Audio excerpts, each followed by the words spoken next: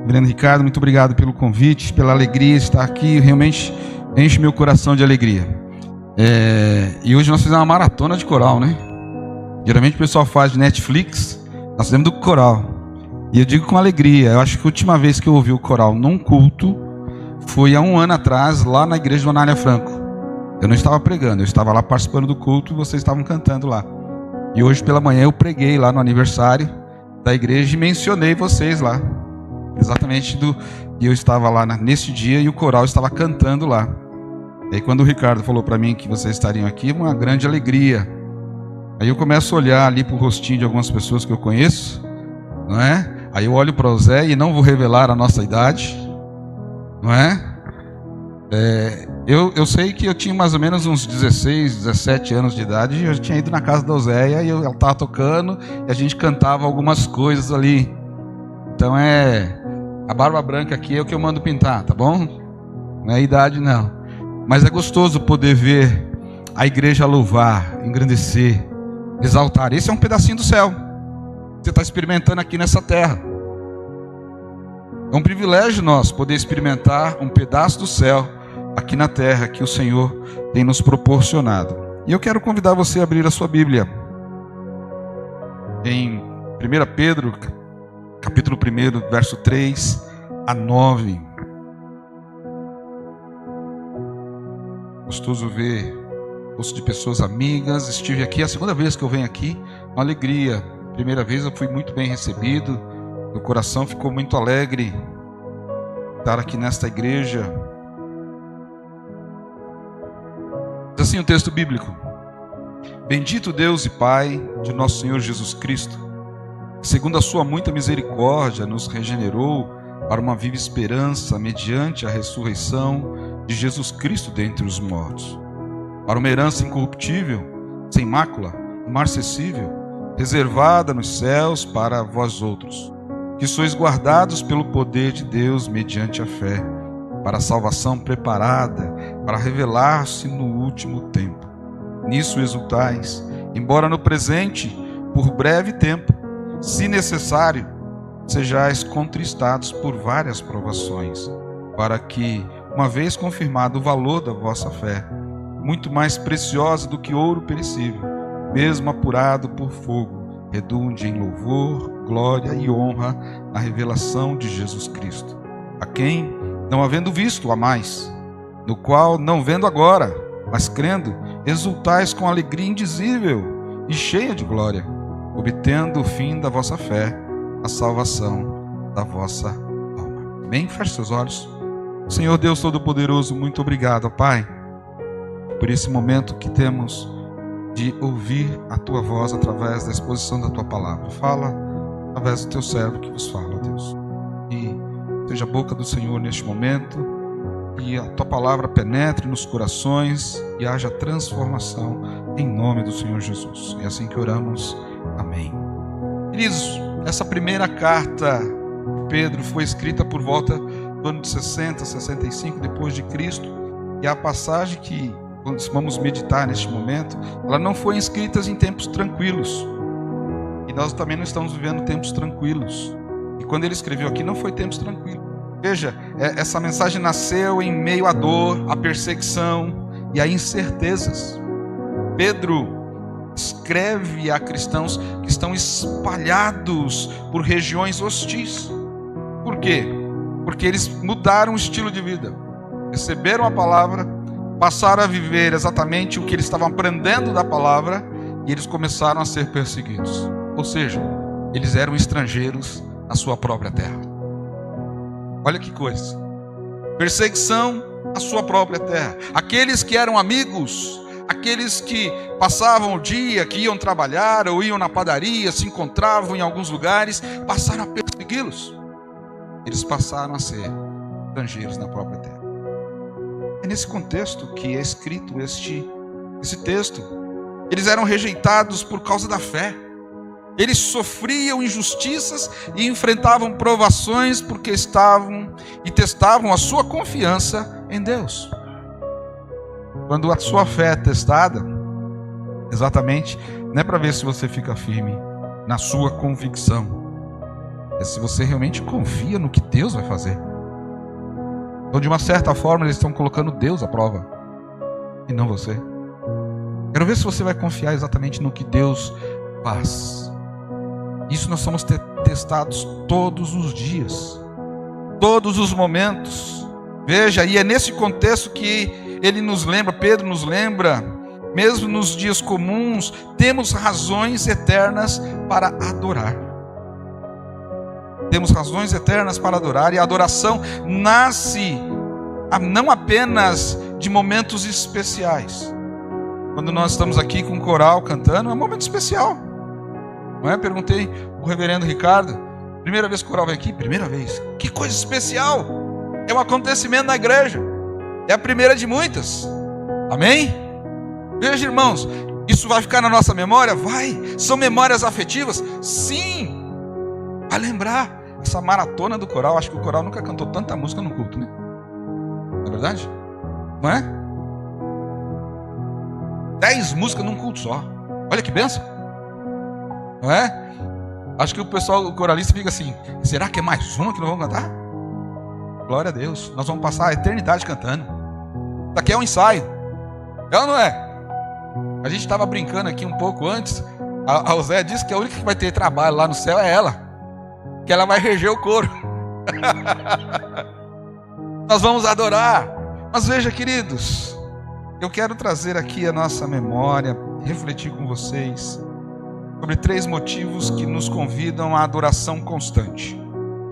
A uma adoração constante, mesmo quando parece comum ou difícil na nossa vida as coisas. 3 fundamentos que atravessam gerações e fortalecem a igreja e inflamam o coração de todos aqueles que são redimidos. Então vamos lá, o primeiro motivo nós encontramos no verso 6 e no verso 7.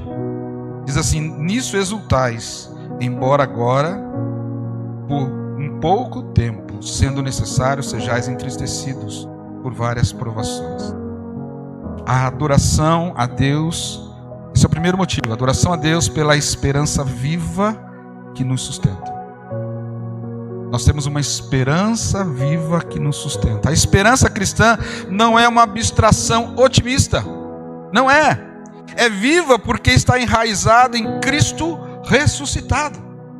O Cristo que venceu a morte na cruz do Calvário, mesmo em meio a tribulações. Pedro nos lembra, traz à nossa memória, que essa esperança permanece firme, pois não depende de circunstâncias, mas da fidelidade de Deus. Amém? Quando nós olhamos para as circunstâncias para nos alegrar, certamente nós vamos perecer. Mas quando olhamos para o nosso Deus, quando olhamos para o autor e consumador da nossa fé, Jesus Cristo, e nós temos uma alegria indizível. Nós temos algo que as pessoas não entendem. Olha para nós, eu estou vendo que você está passando com tanto problema e você ainda está sorrindo.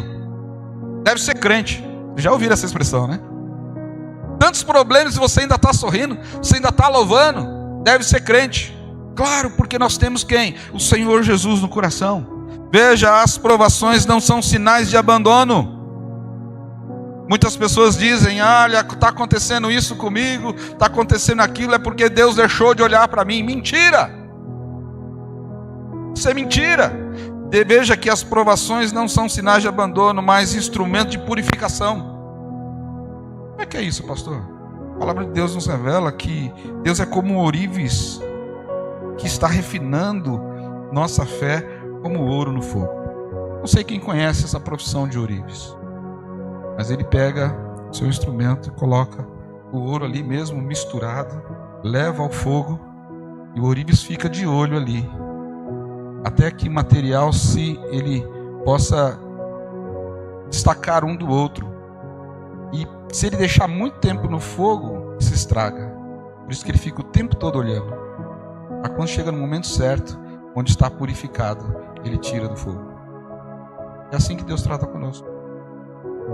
Se o material que está ali, aquele ouro que está ali no fogo, ele pudesse dizer alguma coisa, o que ele diria? Está muito quente, me tira daqui, não quero ficar aqui. Não é assim? Seria assim? Mas ele não pode dizer nada. Mas o ourives está ali. Na hora que ele é purificado, ele tira do fogo. Mas ele não um só instante o seu olhar. Porque eles se desviaram um só instante, o olhar dele vai perecer. É assim que o Senhor faz conosco. Deus, Ele olha para mim, Ele olha para você o tempo todo, porque se Ele desviar o seu olhar um só instante, nós seremos consumidos.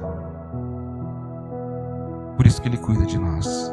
Por isso que a palavra de Deus diz: estarei convosco todos os dias até a consumação do século. Essa é a garantia que temos.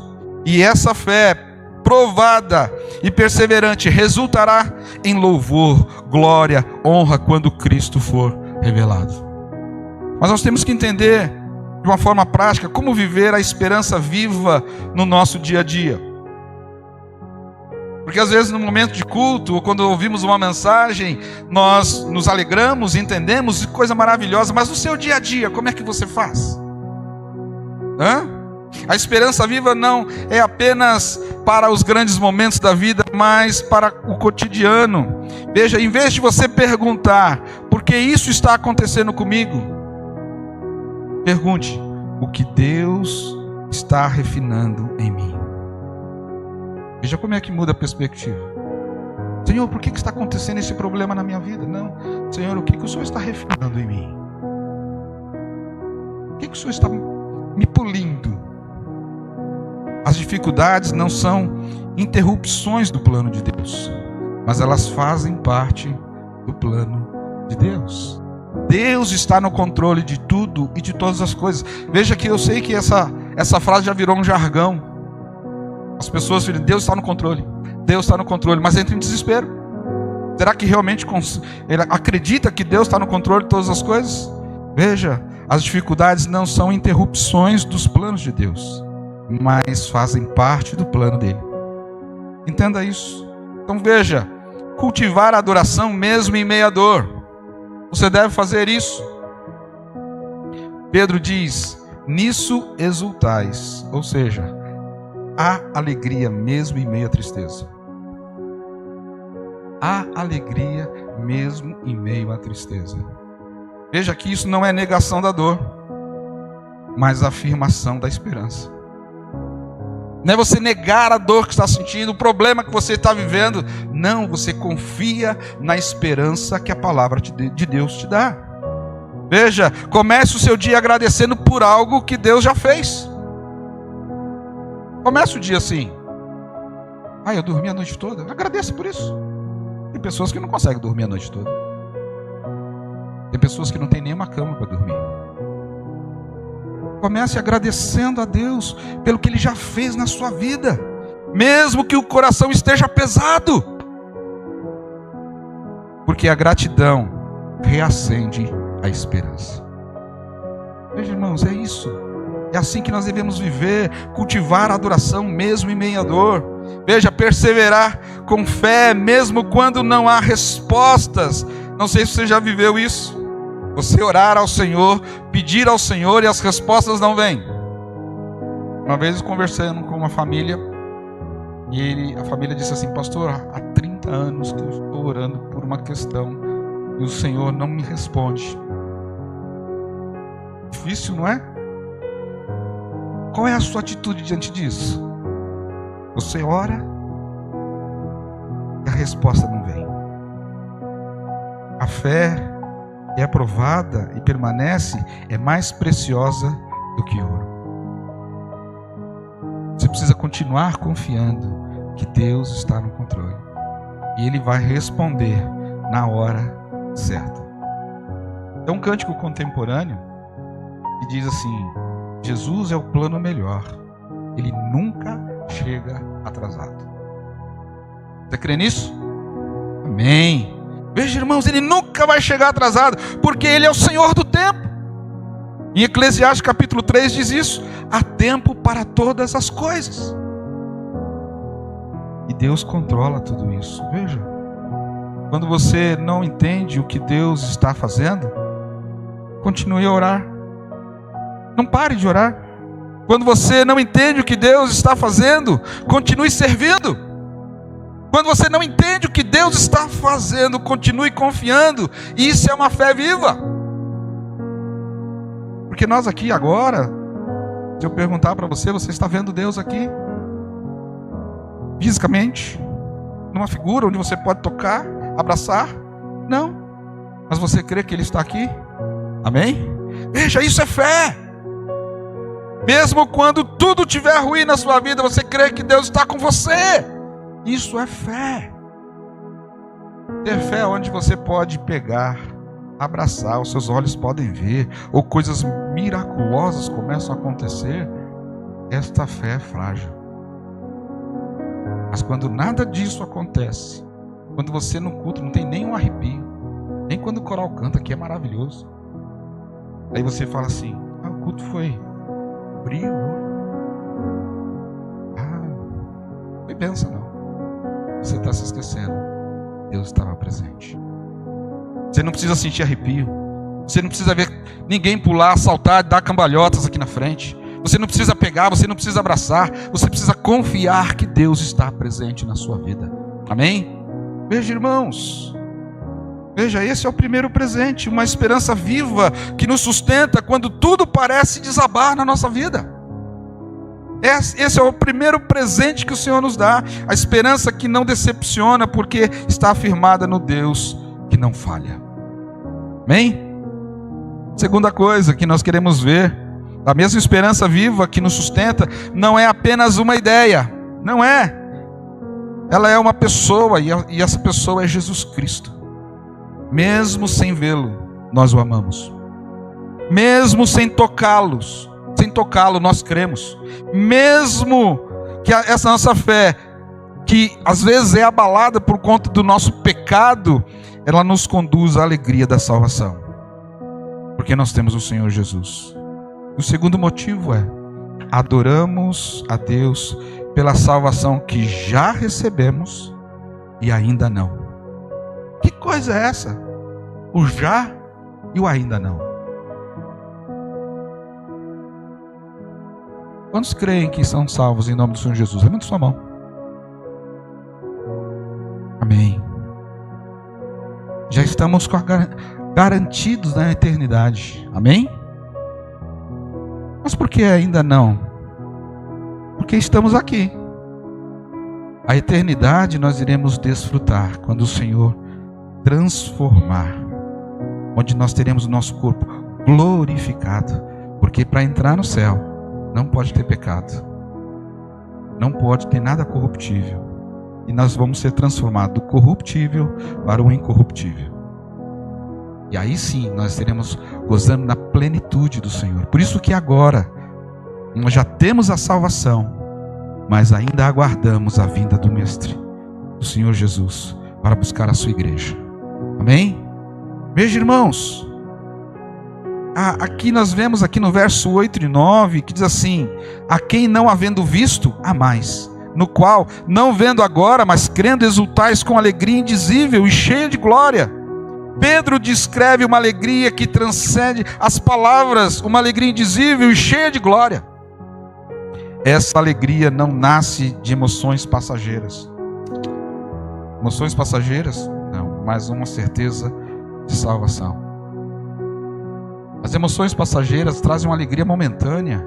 E não estou dizendo que é ruim, não. Todos nós já experimentamos coisas boas e emoções que realmente abalam o nosso coração, mas ela não é perene, ela acaba. E se você estiver firmado nesta alegria, sabe o que vai acontecer? Depressão. Porque ela não fica. Porque é o que o mundo oferece. Mas é uma alegria indizível.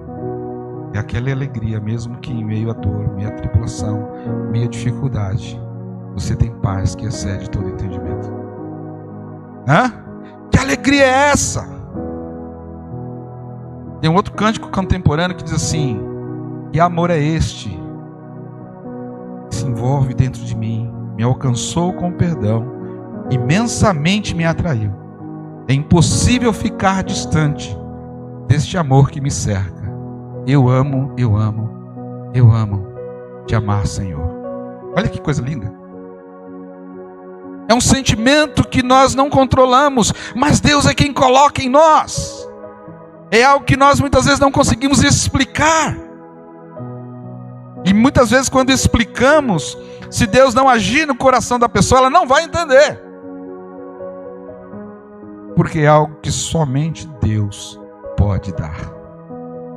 E não é pela eloquência do nosso falar que as pessoas serão convertidas, mas é pela exposição da palavra de Deus, porque a palavra de Deus é quem transforma o coração. Amém? Veja, queridos, como viver a alegria da salvação no nosso dia a dia.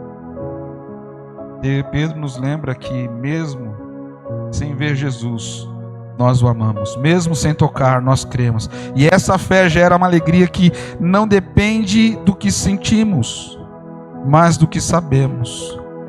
Somos salvos, estamos sendo transformados e seremos glorificados, como isso será na nossa vida, quando Cristo virá buscar a sua igreja. Veja, amar a Cristo, nós devemos amar a Cristo com afeto real, mesmo sem vê-lo. O ser humano tem muito disso, do que pode ver e tocar.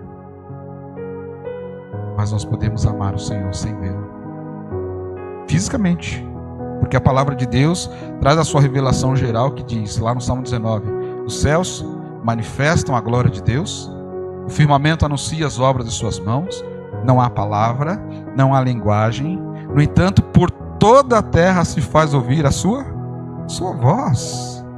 É Deus se revelando no nosso dia a dia. Veja, queridos, relacionamento com Jesus não é apenas doutrina, é afeto e devoção. Não estou dizendo aqui que não devemos estudar doutrina, não. Devemos sim estudar, devemos vir à igreja, aprender cada vez mais, mas não adianta nada você aprender, ser um grande teólogo, conhecer grandes teologias, se você não amar a Deus, se você não for devoto, se você não se dedicar na obra do Senhor. Então cultive tempo diário com Cristo, leia a palavra como quem ouve a voz do amado. É gostoso na época que a gente começa a namorar, né? Quando o namorado e a namorada liga logo cedo, aí você fica até com o coração assim, poxa vida. Aí quando deixa uma mensagem, então, aí você ouve, você passa o dia todo nas nuvens. Não é assim? Queridos, ouça a voz do Senhor. Nós somos a noiva do Senhor. Ele quer falar conosco com muito amor, muito carinho. Ele cuida de nós. Veja, nós temos que ter esse momento. Ore como quem conversa com um amigo íntimo. Às vezes nós queremos escolher palavras para falar com Deus. Eu lembro de uma irmã que falou para mim assim num domingo: pastor, essa semana não foi muito boa para mim. Por quê, meu irmão? O que aconteceu? Essa semana toda não tive vontade de falar com Deus. Olha que declaração. Aí eu falei para ela assim: a senhora disse isso para Deus? Não. A gente pode falar assim com Deus? Pode. Vá lá no teu quarto, você e Deus, e fala assim: Deus, não estou com vontade de falar com você. Fala isso para Ele. Não tenho vontade, não estou com vontade. Estou falando porque eu sei que o Senhor existe, mas não estou com vontade. Vou abrir um parênteses aqui. Nós cremos que Deus existe, mas tem dia que você não tem vontade de orar, verdade? Vamos ser honestos. Tem dia que você não ora. Aí na semana seguinte ela encontrou comigo: pastor, fiz o que o senhor falou. Aí eu falei assim: aí, Deus mudou a minha vida. Olha que bênção, porque ela abriu o coração. Deus sabia, porque a palavra de Deus diz assim: antes que as palavras cheguem dos nossos lábios, Deus já conhece todas. Mas por que nós temos que orar? Porque nós temos que reconhecer que precisamos da ação de Deus. Temos que revelar a nossa miséria, o nosso pecado, a nossa fragilidade, a nossa humanidade, o nosso pecado que tenta nos afastar de Deus. É isso que ela fez. Ela falou assim: Deus mudou a minha vida. Que bênção! Ela conversou com Deus como um amigo íntimo, sem escolher palavras. Veja, quando você se sente sozinho, lembre-se que há um Salvador que te ama mais do que você pode imaginar, e isso muda tudo. Veja, viver com alegria não é não depende das circunstâncias. Viver com alegria no nosso dia a dia não depende das circunstâncias. Alegria indizível não é euforia, é estabilidade interior. É você ter uma estabilidade. Veja, em vez de buscar alegria em resultados, encontre alegria na presença de Deus. Louve mesmo quando não há motivos visíveis. Louve mesmo quando não há motivos visíveis. Quando tudo parece dar errado, declare: minha alegria está em Cristo. Minha alegria está em Cristo, não nas circunstâncias. Essa semana que passou, talvez você tenha acompanhado alguns noticiários. Ali na Avenida Aricanduva, um rapaz foi acidentado de moto e teve uma fratura exposta na perna. Ele é membro da minha igreja. Está no hospital. Amanhã ele vai fazer uma outra cirurgia. Já fez uma cirurgia na perna, vai fazer outra cirurgia, mas estava ali sob o cuidado porque ele machucou o baço, quebrou a costela. A perna onde ele quebrou fez a fratura exposta. O pé dele quebrou em várias partes. Olha, queridos, eu fui lá e tirei uma foto com ele. Ele estava com um sorriso de orelha a orelha. Pastor, está tudo bem? Deus me livrou. Olha, em meio ao caos, eu estava agradecendo a Deus. É isso, irmãos. Nós não vivemos com as circunstâncias que nos cercam, mas na confiança que Deus está conosco. É isso. Esperar com fé ativa para a glorificação. A salvação não é só passado, ou seja, regeneração, nem só presente, que é a nossa santificação, mas é também futuro, que é a glorificação, que é do já e ainda não. Veja, irmãos, viva com os olhos na eternidade.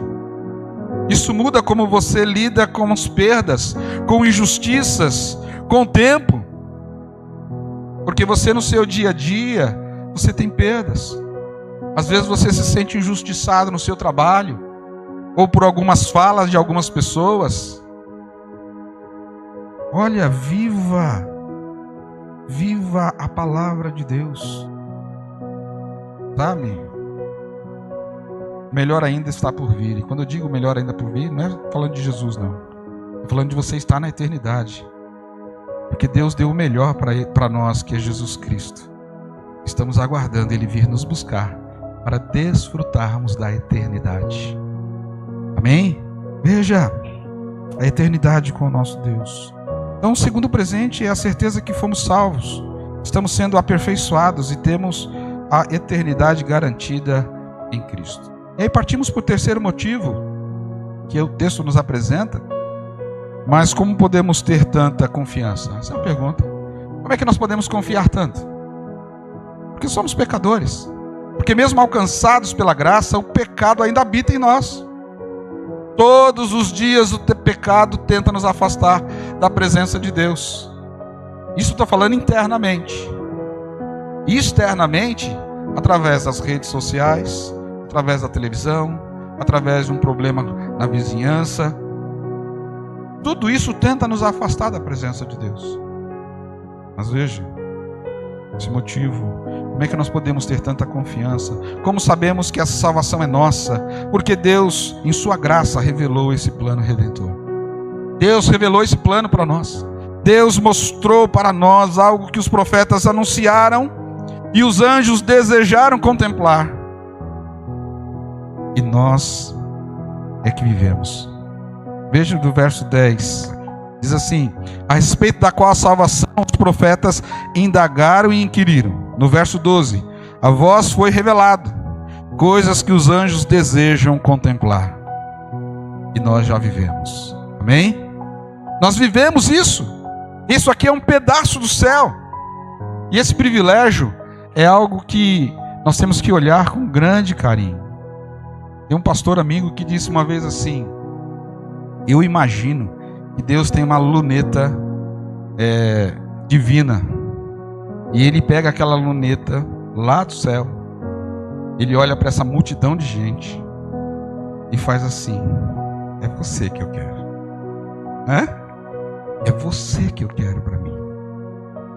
Deus, Ele olha de forma especial e particular para cada um de nós. Ele não sai escolhendo e salvando por baciada.